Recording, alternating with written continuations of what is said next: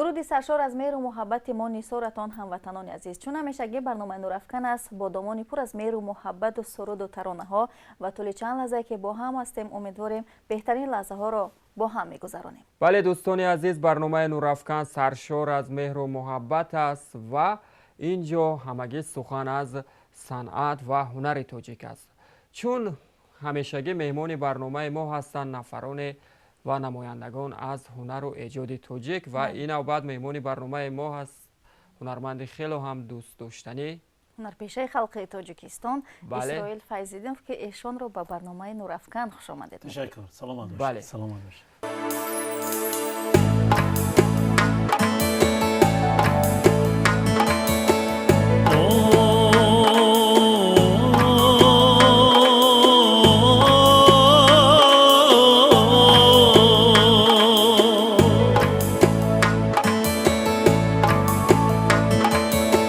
کاش در این دنیا هر نکته بجا باشد،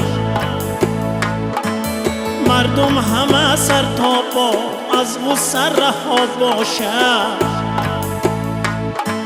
ای کاش در این دنیا هر نکته بجا باشد، مردم همه سر تا پا از غصه رها باشد. از کافر و از مسلم دیگر نزند حرفه، باز آمدن و رفتن با امر خدا باشد. باز آمدن و رفتن با امر خدا باشد.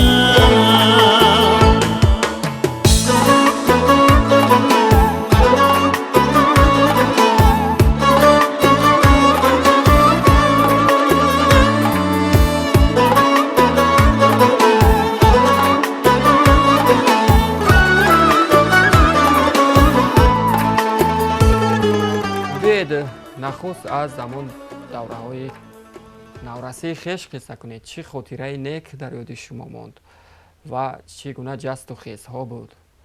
یعنی چگونه نورس بودید؟ تشکر. راستی گپ من خودم بسیار دوست می‌دارم همین برنامه تلویزیونی سینما، بسیار از نام اهل فرهنگ، اهل مردمی که شما رو تماشا میکنن درود سلام بسیار. سلامت باشید. بسیار مردم از شما دلگرم هستم. من شخصا خودم برای تکلیفتون خیستم، گفتم برای چی نروم. خیستم اومدم که دیدار شما رو ببینم، توسط شما با خلق عزیز صحبت کنم. ما هم پزمان شما شدیم به همین خاطر دعوت. سلامت باشید. شما بسیار مسئول موضوع عجیب آغاز کردید.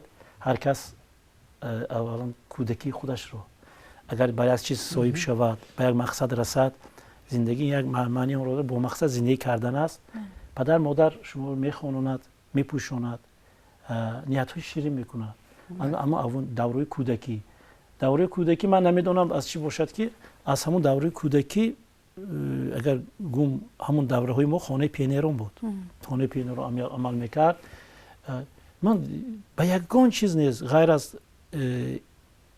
صنعت بر یگان چیز نداشتم. یعنی گویا همون صنعت همراهی مادر رحمتی تولید کردن، همراهی من صنعت رو در من جا کردم. یعنی مهر صنعت از کجا پیدا شد؟ محیط عائله ما، محیط عائله بسیار صنعت دوست هستند. پدر رحمتی در خانه دوتار داشتن، گرچنده که صنعتکار نبودن، آنقدر هوسکار بودن. بسیار دوست می‌داشتن دوتا نوازی رو. ما از اوانه خورده می‌دیدیم پدر وقتی که کار می اومدن، خواهرها جمع می‌شدن، بعد دوتار می‌نواختن، بعد رقص می‌کنوندن. همون مهر از همون اوان خوردی در من بود. بعداً در خاطرم موند که در تقه منم قیچنگ نواز بودن. دادری اکی مادری من قیچنگ نواز بودن.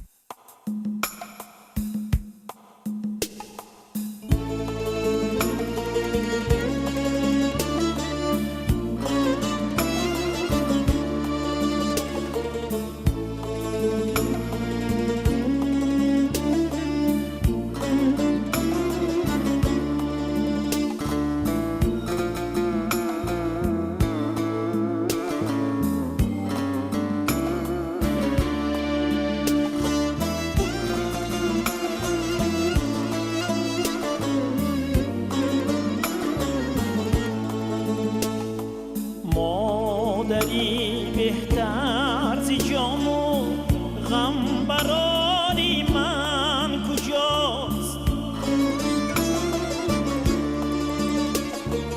روز سرما بر سرم آمد بهاری من کجاست؟ روزگارم گشت تیرم رفت مادر از سرم مهربان و غم برار و دل فگاری من کجاست؟ مهربانم غم برارم دل فگاری من کجاست؟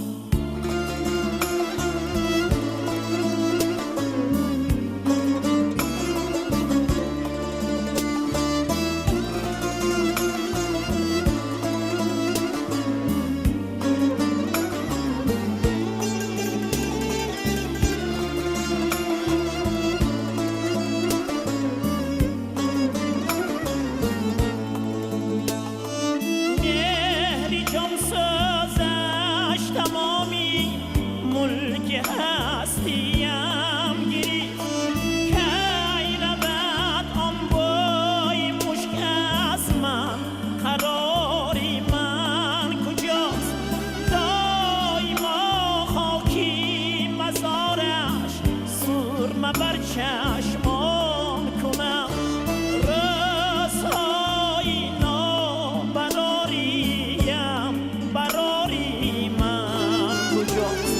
رسایی نابراریم براری من کجاست؟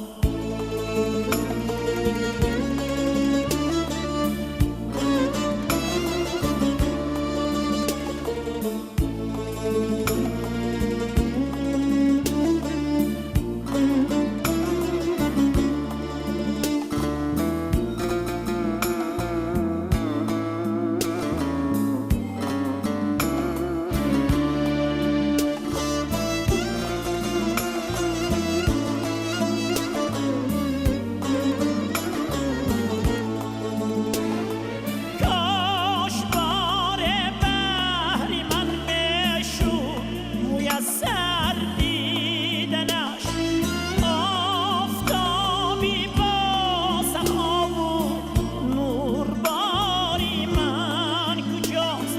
گرچه عمر گیردی دامانش بگردیدم ولی کی رود مهرش ز دلم مهرباری من کجاست؟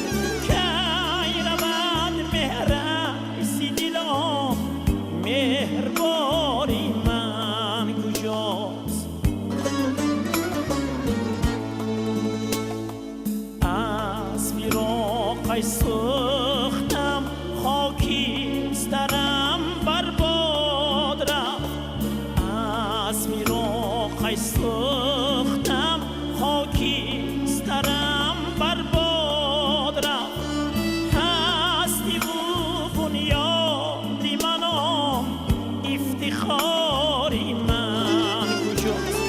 هستی و بنیادی منم افتخاری من کجاست؟ غم براری من کجاست؟ مادری جانم کجاست؟ مادر که این یک بعد از خداوند بخشاینده است و مادر که شما رو تولید میکند نو مادر برش گرفته میگردد برای تولید شدن شما راضی است که خداوند شما به جان او رو عطا کند. شاید که ممکن از ما الله های شیرینی مادر ممکن مادری من خوش رو الله میخوندن که آهنگ الله طرز خوانش در من جای شده من ممکن شاید از این باشد. بله شاید.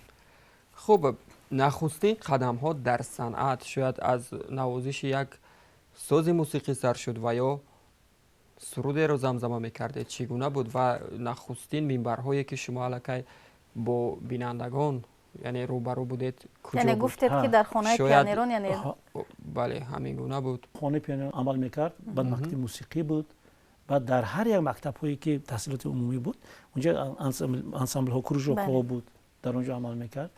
من از اول از آواز که داشتم میخوندم، بلند سرود میخوندم. من کوچه میبرمدم، جوان بودم، همین سرود بلند میخوندم که اگر دنیا اتوبوس به چند نفر باشد اگر من نگاه کنن و عادتم بوده سخت سرود میخوندم، هم اتوبوس نگاه میکرد من حافظ میشم. یعنی کوشش میکردید که دقتی همه رو به خود جلب کنم، کنی ببینم چه قوتی آواز داریم. بعد میخندیدن رفیقام که و اسرائیل من بیست من خودم امتحان میکنم. بعد اونجا خانه پیانیرون عمل میکرد، اونجا استاد رحمتی ددخان تیمورف بودن، در مکتب موسیقی معلم عثمانوف بودن، در مکتب میانه استاد عثمان جان یوسفوف بودن که خیلی مورد تربیه کردم. انسامبل خانه پیانیرون با انسامبل غنچه بود. من در مهلت یک سال رفتگیم حافظ شده، همچون سرورنده اون انسامبل بودم که از صنف سیوم چهارم همون بین مکتب بچه ها بین و مشهور بودم. از خردسالی حافظی میکردم، نواخت میخوندم، در کنواها اشتراک میکردم. بعد مکتب یک طرف موند، یک طرف نه، لیکن من متماتیک به بسیار شوق داشتم. یکم صنفم که معلم دوست کار میکرد، خودم معلم پیشتر کار نشون میدادم. همون خیلی بگذار چیزی عادی باشدم، معلم بسیار دوست می‌داشت منو. خصلت متماتیک از خون من اسکندر فرزندم گذشتگی. لیکن بعدی که من صنف 3 میشید 4 میشید که شما صنعت برفتید کمتر حس کردید که مشغول شدید. مشغول شدم، بسیار صنعت باشدم که از چی کمتر دورتر موندم. راستیه یعنی از دیگر فن‌های دقیق کمی دورتر شدید. کمی بسیار هم کمتر دورتر شدم. خودم رو برای روی صنعت سخت‌تر وجه کردم. خیلی خوب. گفتید که یعنی سرود می‌سراییدم دقت همه رو جلب می‌کردم. این لحظه یگان سرود زمزمه می‌کنید که دقت بیننده رو کمی هم باشد جلب کنیم. ها البته خیلی اتوبوس نیست که تلویزیون هست. یک من همین سرودی که مرا در بین مردم مشهور کرد و سرودی که سبکی مرا تعیین کرد، تو باشی و کنار آبشاران گل سه برگ و صفت هزاران نه چوپازی عشقی ما سرایت بمانند شبی کلین بیاران نه چوپازی عشقی ما سرایت بمانند شبی عروس بیاران. همین سرود بود که بهترین سرود است و خیلی هم یک صدای خوب و جذاب دارید، یعنی میتواند توجه همگان را در حقیقت جلب نماید. و شما در همون زمان ها با کی ها پیروی میکردید؟ استاد ظفر ناظم، استاد آدین آشین، با من نیازوف، استاد جوری بین نبی. من به هر یک استادی که پیروی میکردم به معنی چی که اگر چیزی بلند خونده باشم. من پدر میگفتن همچین تربیت کردن که کپای کوچیکی اگر که گویم کرد اسرائیل چیزی پس نمیخونه. شرط این است که بچه چیزی بلند میخونه، تو باید چیزی بلند خونه کرد، بعد حافظی نظم میشه. این چیزای کوچیکی اگر که میخونی بچه‌م نظمش این که درسی رو درس خونه دیگر صاحب برام. من بسیار با استادان، با هم استادان تقلید میکردم. یعنی با هنر بلند شما ارجگذاری مینمودید، حتما یک چیز برای خود میگرفتید. بله بسیار هم خوب. و امروز یعنی ژانرهای گوناگون برآمد در روی صحنه تاجیک در برابر استراد، رپ و دیگر، ولی با وجود این موسیقی کلاسیکی تاجیک پابرجاست و هر کسی شکل و اسلوب خود را دارد. و با صنعت امروزه تاجیک شما چگونه با امیدید به صنعتکاران جوان و با دیگر همون نمایندگان دیگر ژانرها؟ تشکر. ژانر در ما استراد میگوییم، استراد یه چیزی که سینتز شده که چیز است. ما اگر من اهل صنعت جوانو همونطور اگر درست‌تر نگاه کنیم ما 6 مقام فلک داریم که این ژانری که ما داریم دیگر ملت و دیگر خلقیت ها هوس میکنن. این هم 6 مقام فلک هم این یک علم است. من میخواستم که تکیه کنن برای این چیز. بله. البته این متریال دوم در حرکت است میکنه، باید ما انکشاف این رونق یابیم در اساس همین ژانرهای خلقی خودمون و فلکی مقام در اساس آموخته چیزهای نو ایجاد کنن بگذار. استراد خوانن همین برای همون ژانر استراد میخوندن. التماس من همین است که استراد چنین ایجاد کنن که در آمریکا شنیده گم که تاجیک میخونن. بله.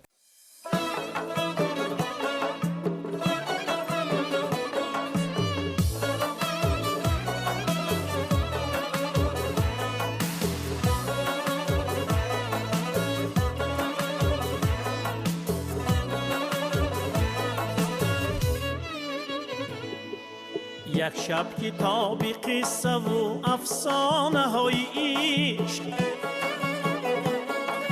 یک شب کتابی قصه و افسانه های عشق، گفتم زی خود جدا کنم اما دلم نشد،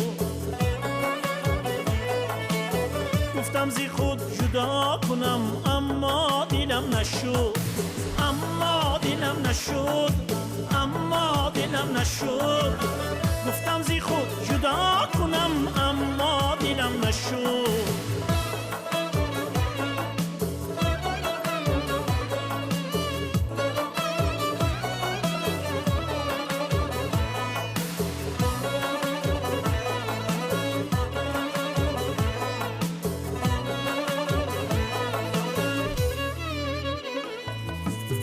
گفتم تو را ببینم و نادیده بگذرم،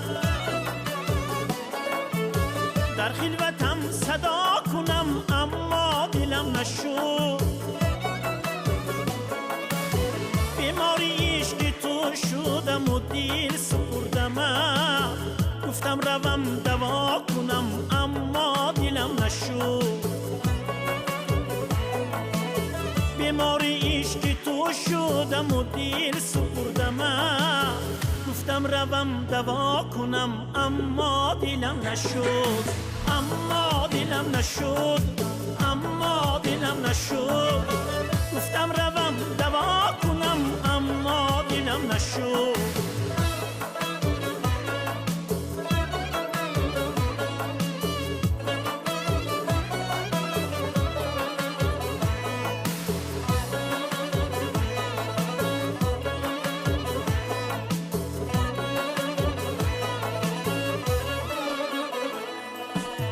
پیوسته ای مرا با غم و گریه های تلخ، گفتم تو را رها کنم اما دلم نشد، گفتم برای آن همه جبر و جفای تو من هم به تو جفا کنم اما دلم نشد،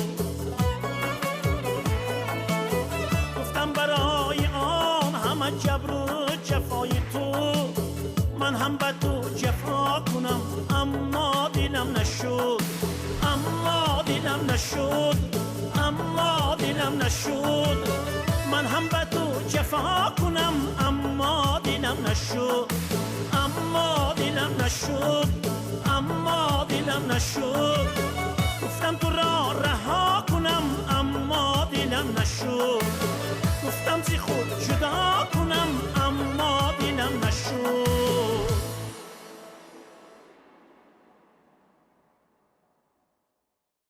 مثلا شما در تمام موضوع عشق باشد، مادر باشد، وطن باشد سرایده اید، ولی بین مردم از سروده های وطن دوستانه خویش یعنی محبوب شده اید. گرچه پیش مشهور بودید ولی محبوب شدید. همه بیشتری مردم شما رو با سرودهای وطن دوستانه تون یعنی دوست داشتن، در دل خویش جای کردن. ولی میخواستم بگوید که خود شما یعنی با خود شما کدام در کدام موضوع بیشتر خوش است سرایدن؟ من یکمش این که وطن هست آخر. وطن میدونید این یکم شور که من وطن دارم. اگر من وطن نداشتم سرود من کی گوش میکرد؟ به کی میخوانم؟ با من بسیار وطن، مادر، پدر را دوست میدارم، بسیار موضوع دوست داشته من. اگر که همین باز این وطن من چقدر دوست ندارم که وطن من، تاجیکی من تمام دنیا به انسان‌های بزرگ داده است. تاریخی ما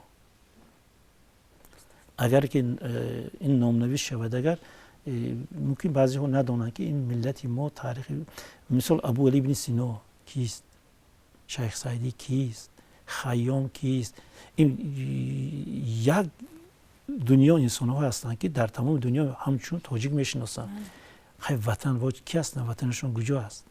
همین آب و هوا هست. همینجا تربیت کردیم. برای وطن سرایی من بسیار دوست می‌دارم. این وطن رو سراییدن این شکرانه کردن است. بله. بعد واسه پدر مادر، البته من مادر می‌سرایم. پدر می‌سرایم. عشق پاک. این و رسالت ما صنعتکار همین چیز رو می‌بینید که این حقیقت است. در حقیقت حقیقت حال است. به مردم رساندن است. درست است. بله واقعا چنین است.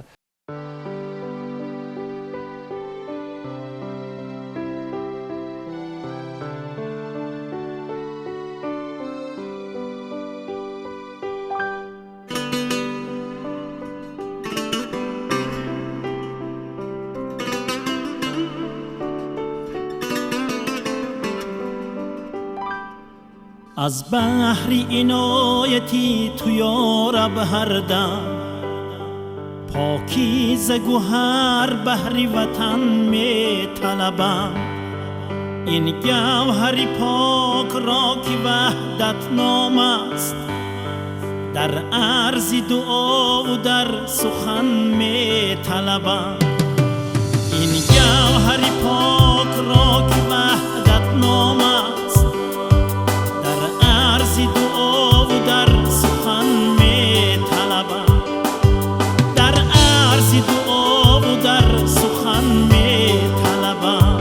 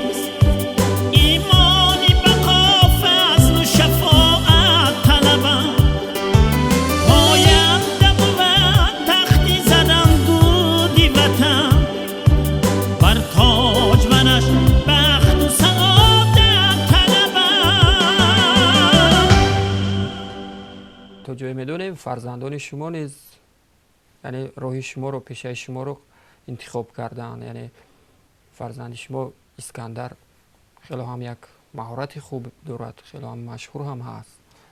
خوب خودتون راهنمایی کردید و یا اینکه خودشون انتخاب کردن؟ نه، صنعت یک چیز است که سپورت صنعت یک دو چیز موجود است که در این دو چیز یک مجبوری نمیشه. بله.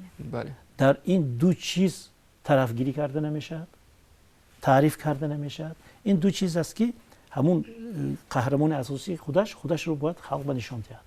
بله، یعنی هر چی در وجودش طرفگیری هم کرده نمیشه. من نمیتوانم بگم که این حافظ ناز گوش کن، مجبور کرده گوش کننده نمیتونه. دو چیز است. اسکندر خان از آوان خوردی مکتب در اصفهان که در تمام تاجیکستان معروف مشهور است، استاد عزیزوف خیمی روی خیمی همونجا تحصیل کرده است. اونجا خیمی ماتماتیک بسیار ماتماتیکی خوب باوی رسید. بعد با دیپلم سرخ تکنولوژیک اینستیتوت تمام کرد. یک پسر بود که در آمریکا نمی‌رفتم، در وطن میخونی، در همینجا خون.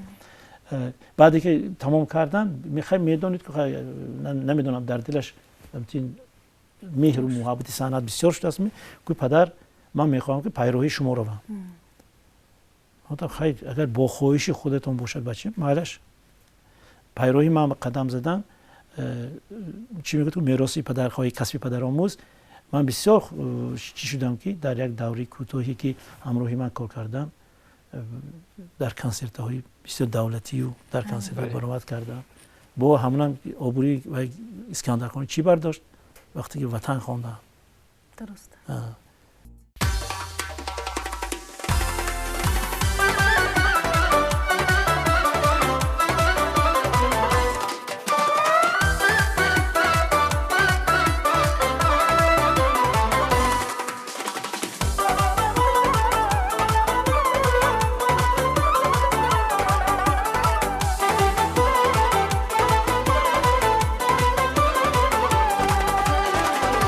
فخرم که من تاجیکستانیم،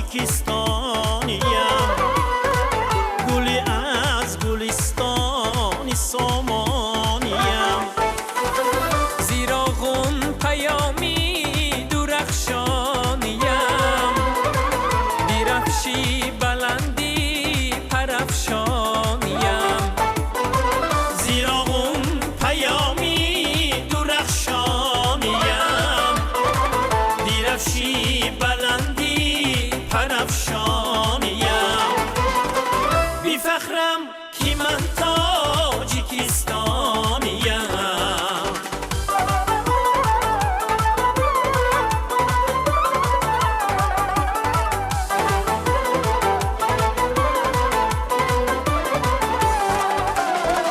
بی فخرم که من تاجیکستانیم، بدانیش بود فر انسانیم، زی خلقی کهن پی نویانیم، با بحری خیرد موج طوفانیم، زی خلقی کهن پی نویانیم، با بحری خیرد موج طوفانیم.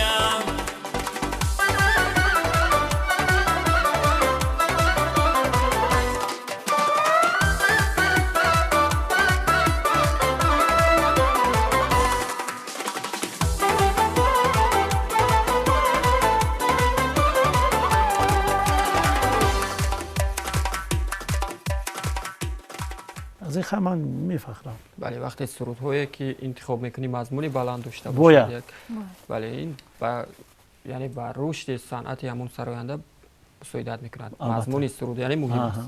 من گفتیم که وطن سالهایی که بود، سالهای جوانی ما در دوشنبه بودیم، یک گزارش وزنی ترین اثر گذشت. من همچون برای حافظ، برای ایجادکار چی لازم است بوده؟ چی لازم است که باید ایجاد کند، یک چیزی نویسد، یک موسیقی ناز یا سرودی ناز.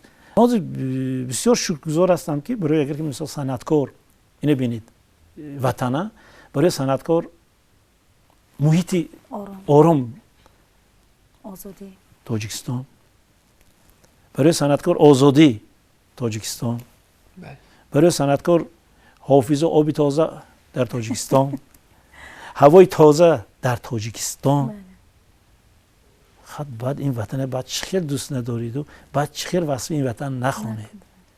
اگر مثلا این بهشتی که ما در آن زندگی کرده استادیم. فقط من التماس میکنم که باشندگان همین درگاهی بهشتی تاجیکستانی ما ما بهتر نباشیم، همین بهشتی همین برای آبادی هر کسی ما باید که سرمایه‌گذار باشیم. درخش نانیم با بسیارتر کنیم تا در اون رو با همین آبادتر رو زیباتر کردن گیریم ما از این زاید وطن به فکرم یافته نمیتونیم. 100%. بله واقعا چنین است. شما امروز فعالیت میکنید در بخش فرهنگی شهر اصفهان. خب در اونجا ژانر موسیقی کلاسیکی فلک، شش مقام در کدام سطح هست؟ در تمام تاجیکستان باید که انسامبل شش مقام و فلک باشد. چون که ما تاجیک هستیم. سند یک چیزی است که به هم میبیارد. ما همین سال 2 سال شد که در اصفهان در قطار انسامبل شش مقام انسامبل فلک تشکیل کردیم. من استاد فاضلی حسنوف زنگ زدم گفتم که اصفهان دوست می‌دارید؟ گفتم بله اسرائیل من میگم که خودم دوست می‌دارم. خیلی ما شما تکلیف میکنیم. گفتم مرحمت اومده اشتراک میکنید، ما انسامبل فلک داریم، کوشش کار میگویید، بعد ما دوام میدهیم. مردم خوش پذیرفتن. این نشانه آن است که ما تاجیک هستیم. بله میتوانیم که سرایدت میتوانیم، باید تونیم. یعنی بله چون در اصفهان همه خیلی مکان است. باز چی شگم چای خانه ها دارد، آش‌های بامزه دارد، روغن زغیر دارد، هنرهای مردمی در اونجا رشد میکند اونجا. و استاد اسرائیل فیضینف هم به فکرم خیلی آش‌های خوب میپزند. اگر خریدش شما کرده بدید.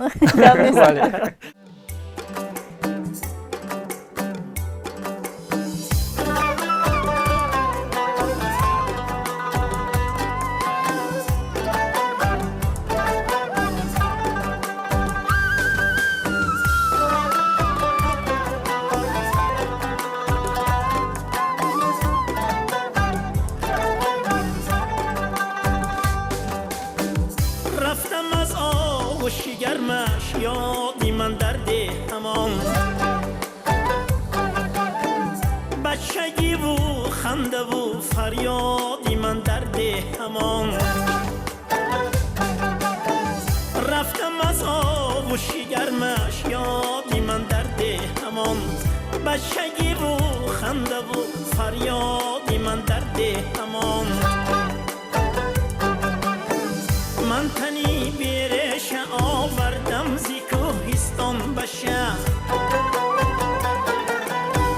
من تنی بیرش آوردم زی کوهستان به شهر ریشه من شاخه و بنیادی من در ده همان ای ریشه من شاخه و بنیادی من در ده همان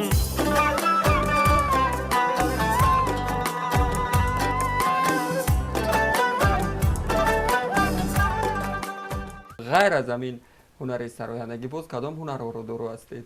اگر گم هیچ کس باور نمیکنه صنعتکارا بسیاری فکر میکنن که اینها آدمای بسیار نازک هستند هیچ کار نمیکنن.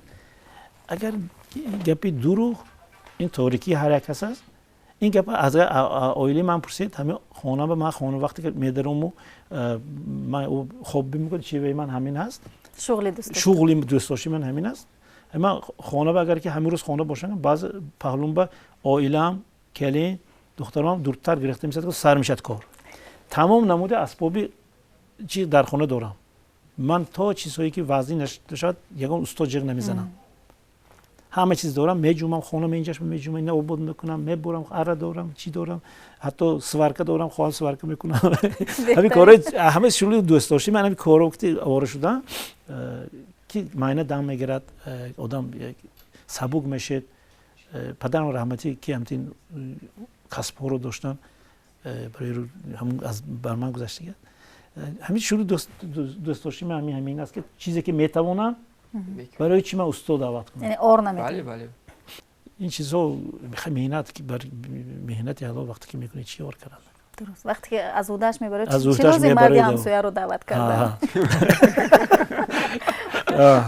استاد میگن که هنرمند باید که نمونه عبرت باشد و پیش از برنامه وقتی هم صحبت شدیم شما یک سخن خوب گفتید که هنرمند یا هنرپیشه روی صحنه باید که شرم نداشته باشد ولی حیا داشته باشد. بیاید همین سخنها رو کمی شرح بدیم تا اینکه بیننده نیز بشنوه.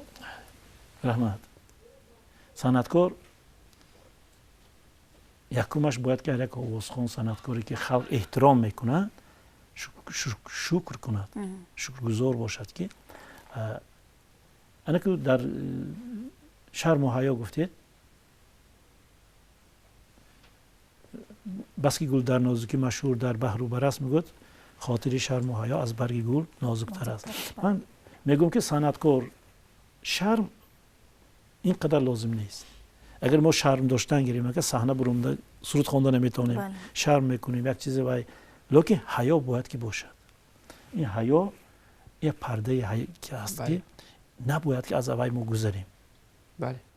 وقتی که به شما اعتقاد میکنن شما وقتی که برونده در وسط مادر میخوانید عشق پاک میخوانید وطن میخوانید و اگر خودتان بی حیایی میکنید پس شما چه حق دارید که مردم به نصیحت کنید؟ من درست است. رفتار نمونه‌ای باید داشته باشه. باید خلق که شما رو همین درخت سرمیوه نگاه میکنید همش قامتش خام میگوید که ما شاخ درختی این پر از میوه توحید هر رهگذری سنگ زند آر نداره. همین باز بینید خب ما همین خیلی باید رفتار کنیم که هر خیلی گپ ها میشد ممکن بعضی بدبین های وطن میگوید برای چی تو میخونی سنگ میزنن حقارت میکنن. نه ما شخصانی که راستگو هستیم باز اول با قوتر سرود اجرا کنیم میخوانیم که در جواب ما زده نمیتوانیم ما در سرود در وای میکنیم. همین اسفره شهر زردولو است کو. من میگم که در حقیقت میگم اینو ببینید بیچاره زردولو همین میزنیم خودش که میزنیم زده زندروشو میگیریم سال آینده با همین زور وای میکنه. باید همین خیلی رفتار داشته باشیم. این نسبت شرم و حیا همین صنعتکار با بعد منتالیته میگه چیوی ما من نمیخوام تقلید کاری به دیگر صنعت و برای چیز ما باید ما همین خیلی چیزهای عالی داریم چیزهای ناز داریم که ما ضرورتی تقلید کاری نداریم. بله. ما باید تاجیک رو صنعت تاجیک رو با چیزهای نوآوری خودمون به دنیا مشهور کنیم. نه اینکه یک مال بیگانه گیته چه کارهایی کرده ما این خطا است. گفتم که میخوام که من شیاری من همین است که تاجیک رو همچون تاجیک شناسم. بله واقعا ما فرهنگی بوی و پرقناوت داریم و میتونیم همین رو رشد به جوانان معرفی نماییم. و نمونه عبرت بودن یعنی دشوار است یا اینکه آسان است یا که به زندگی شخصی خلل نمیرسونه؟ بله. البته این چیزا چی دارد. در حق صنعتکار وقتی که عرصه وای میبرید بسیار گپا میشه داخل بسیار گپای میشه. در این حالت شما باید که عائله سالم داشته باشید. همسری که باید شما میفهمیدگی باشد که در حقیقت این وزن است. بسیار گپ میزنه. شما یاد برنده یک سرود میخوانید فکر میکنن که شما یک معشوق خودتون میخوام سوسید چی میگن خیلی مردم معامله یک موضوع میگیرید چی میگن یا من تمام عمرم وقتی که مادر رحمتی زنده بودم من بارها گفتم من سرودهای بسیار مادر میخوندم گریه میکردن اونجا مثلا در خانه من مادری من جای تو خالی است کجای مادری بیکینه من و استاد لایق مادر نامشون من بسیار خوندم استاد خودشون دوست می‌داشتم. بعد منم فکر میکردم که مادر ندارم. بعد اومدم میگفتم مادر خفه نمیشید من همین بسیاری فکر میکنم که شما در قید حیات نه ای بچه من تو همین تربیت کردم حافظ کردم اما بسیار خرسندم تو خون من وقتی که تو سرود مادر میخونی من مادر خودم در خاطرم وارد گریه میکنم. این فکر نکن تو من برای خلق لکه عشق میخونیم عشق هم باید همین باشد. اگه از نسبتی چی گفتید عائله نمونه‌ای بودنش این از زن خانه وابسته. بله. بعضی ها زن رو نمیدونن که مردها بسیاری مردها نمیدونن که پیشروی عائله آینده با دوام دادن آنچه که چی است عائله صاحب شد از زن خانه وابسته است. هر آنچه که مرد ایب میکند وای میکند در خانه ایب کردن فرزندان خیلی ایب کردن پول و مال همه چیز از زن خانه وابسته. یعنی زن برکت مرد از زن وابسته است. البته وابستگی سخت داره. زن باید باسواد باشد. زنی باسواد فرزندای تربیت میکند. آخه ما در کوچه مردم میگردیم، بسیار زنها در خانه هستند، باید که تربیت کنند. بعدا من همین یک پسر 3 دختر دارم. اسکندر خان خودش من تکنولوژی دوشنبه خط کرد، بعدا دیپلمی سرخ کردی. خیلی عائلش از دوشنبه دوست داشت. کلندی اسفرگی شدگی لیلا بانو. دخترم فرهنوز خان معلومات عالی دارد. دخترم فراغت خان بیبی خان معلومات عالی دارم. دخترم فرنگیز خان معلومات عالی دارم. هم ماشا مکتبی عزیزوف تمام کرده، اینستیتوت تمام کنوندم.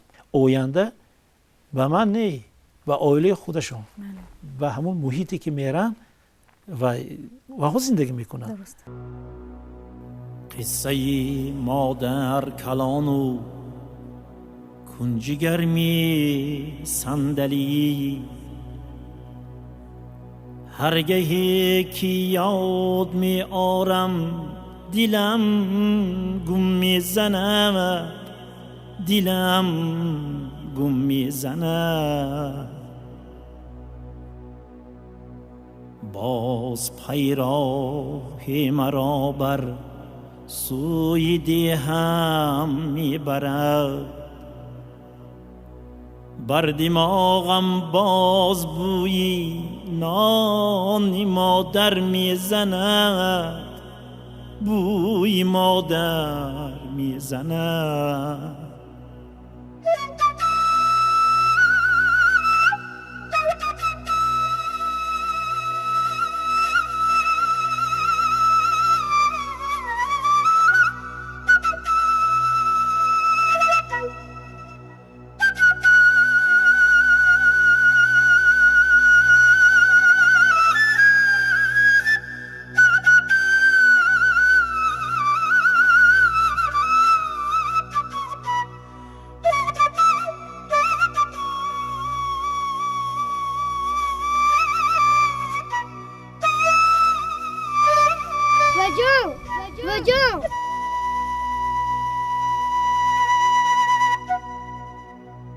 مادرم در نوبهاری زندگی بر وقت رفت،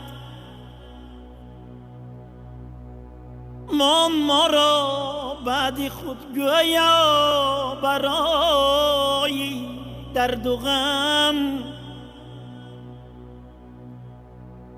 زنده ها از غم نمی میرن فهمیدم کنون، زنده ها از غم نمی میرن فهمیدم کنون. زندگانی سخت شد به دست نرمی مادرم، نان گرم و آبی سردی چشم را پزمان شدم. مادری ره انتظارم نیست در دنیا کنون، نیست در دنیا کنون، نیست در دنیا کنون. و شما از چی افسوس میخورید یا اینکه پشیمان هستید و از چی افتخار میکنید؟ من از اینکه افسوس نمیخورم، چون که هر آنچه که میشد از رفتار خودم وابستگی میکنه. خیلی دور جوانی گویدگر از همه چیز افسوس خوردن در کار. لکن من فقط با نیت زنده هستم. آنچه که گذشت گذشت، آنچه که گذشت گذشت. خیلی میبینم با عاقب یک نگاه میکنم که در عاقب چی خطایی کرده باشم، برای آینده اصلاح کنم. لکن فقط من یک عادت دارم، به پیش نه نگاه میکنم که اون به پیش رفت. من دوامی یه باور کنم دوشنبه اومدم، همین دفعه یک سال بینش نامده بودم. من بسیار اون نمیرم، من بسیار به دوشنبه ایستاده نمیتونم. اینقدر یک سال به تمام تغییرات گویا من باور میکنید ماشین هستم بسیار جای خودم گم کرده استم. من بسیار میگم که در یگان شهری که من یگان جای گم نمیکنم دوشنبه میگم، لکن همین دفعه در اومدم این قدر این شد ها بسیار این ولی ببینید این راههای زیبا، این راه زیبا گوشه ببینید این یک قواد 10 قواد گوش کردن که این ببین دوشنبه سرود خوب نیست ایجاد کرده درباره دوشنبه. من درباره دوشنبه ایجاد کرده هم در نوروزی که در ولایت شدگی بود همراه اسکندر خان وصل کرده خوندم. برای چی وصل میکنم؟ برای چی که چیزی حقیقت با چشم خودتون میبینید، پیشروی میبینید. برای چی نخونیم ما؟ این داره خیلی افتخار میکنم. حتی ما در ازبکستان بودم، در همونجا گفتن که وای استاد ما بودیم در دوشنبه اینقدر شهر خوشروی زیبا شده است. واقعا پایتخت ما امروز شناسنامه تاجیکستان عزیز است و روز به روز رشد و نمو میکند، همین گونه زیباگردی ایستاده است و هر سفر به فکرم شما یک تغییرات، یک نوگانی رو میبینید. چون خودتون گفتید میدونید استاد میگویند که هر یک انسان یک عادت بد دارد که میخواد از آن عادتش یعنی جدا شود یا اینکه یک عادتی دارد که به خودش پسند است. و طول چند لحظه که ما با هم هستیم من الان فهمیدم شما چی عادت دارید. یعنی سراینده ها وقتی سرود میسراین تمپ میگن یا ریتم میگن با پای یا که با دست من نمیگن. از همین اولی برنامه تا این لحظه استاد وقتی صحبت میکنن مثل که سرود میسراین پای خود رو من نمیگن ریتم میگن. من گفتم این پوچکم تحتش فکرم این دیگر نمیزنم. این یک هزلی برنامه بود ولی میخواستم بگوید که از کدام یعنی عادت خود میخواهید که رهایی یابید. بله. یا اینکه هست عادتی که دوستش میدارید. انا میگم بابا چیز زدم من نمیدونم. من ممکن است عادت من بسیار چیز در دل داشته نمیتونم میگم روی راست میگم. من چی خیلی بعضی گپایی هست که پرده پوش هست و این نمیگوید. من عادتی بد اکو نمیدونم، بدی نیکی کس خودش نمیدونه. هر کس باید در آینه خود رو دیده تواند. حرکت میکنم اونچه عادتی بد داشته باشم بکنم. شاید ممکن کم وقتی که ما بین خواب برآمد میکنیم ممکن رفتاری ما دیگر باشد. بعضی نازکویی صنعتکاری ممکن بعضی اون نمیفهم میرنجن. لکن من حرکت میکنم که با همه برابر یک خیلی صحبت کنم. یک خیلی چون که مخلصای ما کلخواسچی مخلصی ما هستن، کارگر مخلصی ما هستن، عالم ها مخلصی ما هستن. یعنی ما مخلصی ما رو جدا کرده نمیشه. بله درست. مخلصی ما کاتگوری ندارن. ما صاف برای خلق، برای وطن خدمت میکنیم. برای حرکت میکنیم. همین عادت هایی که نمیدونم چه عادتی باید داشته باشم لکن حرکت میکنم که یکم کس به حرکت میکنم که خودم رو چی نگیرم، دستم بیاد نیکی کنم. من یک چیز دارم که به عادتی بد نبودم که طبیعتی من همتیم بوده. یک سرود دارم، این شعر حمزه حکیم‌زاده نیازی خوشبختانه تاجی اونجا گفته که هر کی را دانش بود عالم به او زندان بود. من همین دانش بود به معنی اینکه صنعتکاری میدونستگیم یا بعضی وقت همین بعضی همین فوچ غلط میخوندگی های گوش کنم. سخنهای پستی که در جریان گفتگو و بسیار دلگیر میشم. بسیار دلگیر میشم. اینم یک سببی که به خود میکشم. من میگم که کاش و همون انسان هایی که همراه ما صحبت میکنن من باسوادای دوست میدارم. یا به قدر شعر سرود میرسه با حافظایی که میخوانن یک سرودی غلط همین گپای کوچگی ما و شعر نیست میخوانن همون شما من دقت میشم بعد میگم شما به چی باشم من ممکن همین عادتی ممکن بدم هست نیکم هست من هم حافظی افته نصیحت میکنم خو خفه میشد خو خرسان شدم من یه نصیحت میکنم که رسالتی من است که بچه همین سرود خواندی خطا خه این که خوان تو باید چیزی سطح به معنی نخوان یا به معنی خوان رو بیار به غزل ما به همین قدر چیزای بزرگای ما مونده رفتگی هستن ورق زنید تا سوادناکی بلند کنید. خیلی خوب. میگن هر نفری که یعنی عادت روی راست گفتن دارد یعنی در دل کینه گرفتن نمیتونن یعنی کینه گیر نیستیم. درست. یعنی از کینه گیر نبودن شما معلوم است که بخشیدن رو نیز دوست می‌دارید. بسیار. خدا من بخشید. با شما بدی کنن چی شاید یگان کاری بد کنن خیانت. من بدی کنم من میدونم که من یگان قصه نیکی داشتم که بدی کردم. من از این خرسان میشم. اگر شما رو در حق شما سخن گفت دانید که شما کار کردید. مهنت کردید در جایی که آبادی کنید کار کنید در حق شما هر خیلی گپ میشه. درست است. ولی میگن که شخصی خاکسار یعنی شخص عادی با مت شود که همین خاکساری بر ضررش میشود. بله. یعنی شما خیلی شخصی هنرمندی خاکسار هستید بر ضرر شما شده است؟ یا اینکه با منفیت میشد محمد نمیدی. خوب نصیبه بسیار هم صحبت خوب رفته است از صحبت جالب است، ولی گمان میکنم فرصتی که ما داشتیم به اتمام میرسد و در آخر از شما یک سوال دیگر میتیم، یعنی در آینده چطوری که از سخنهای شما معلوم شد وطن رو خیلی صمیمانه و خیلی زیاد دوست می‌دارید، در آینده باز تاجیکستان رو چگونه دیدن می‌خواهید؟ نورسان، جوانان، یعنی ملت تاجیک رو چگونه دیدن می‌خواهید؟ بله، همین جوانان میگم که حاضر نبینن، یه بار اول 30 سال عاقبه نگاه کنن، عاقب 35 سال عاقبه نگاه کنن که کی بودیم، کدام حالت انده بودیم، بعد حاضر نگاه کنن که در این مدت کوتاه چقدر تاجیکستان ما ترقی کنن تونستیم. به این هیچ کس باور نمیکرد. حتی من همون دوره ها فکر میکردم که این چی میشده باشد، این تاجیکستان از بین میرفته باشد. راست گپ، اون مستملکت یگان جور میشده باشیم. این ببینید من همین قدر مهنت میره پیشروی وطن، آبادی وطن شده ایستاده است. همین جوانا نگهدارنده این ناز و نعمت هستند.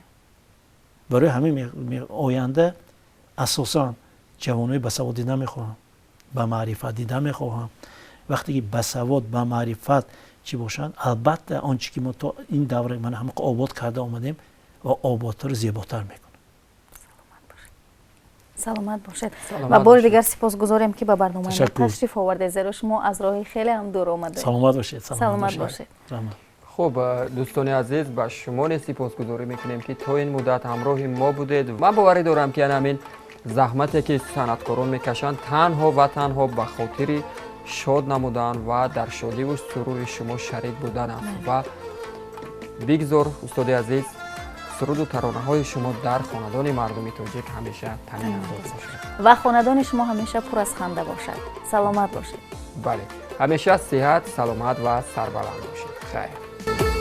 من تو را مانده به هر یار کجا یار شوم، ور بود نیز وفادار چرا یار شوم. تو مپندار مرا در سبکی شیوه خویش، تو مپندار مرا در سبکی شیوه خویش دار، که به هر خس شد و از باد هوا یار شوم. من تو را مانده به هر یار کجا یار شوم.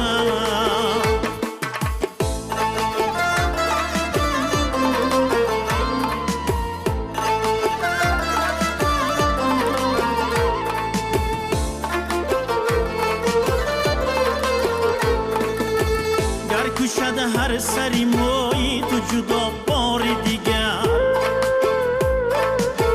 من به هر یک سری موی تو جدا یار شوم.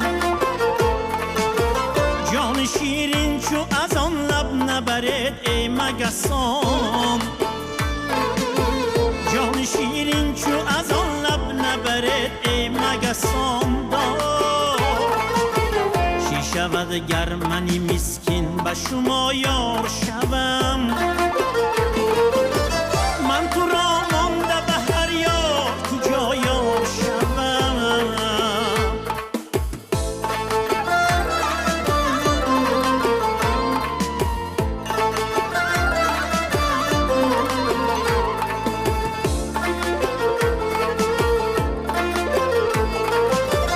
بریا سجده برم ابروی شوخ اولاد، گر به محراب نشینان دغا یار شوم. گفتمت چیز که هرگز نشوی یاری کمال، گفتمت چیز که هرگز نشوی یاری کمال دار. گفت من پادشاهم کی به گدا یار شوم.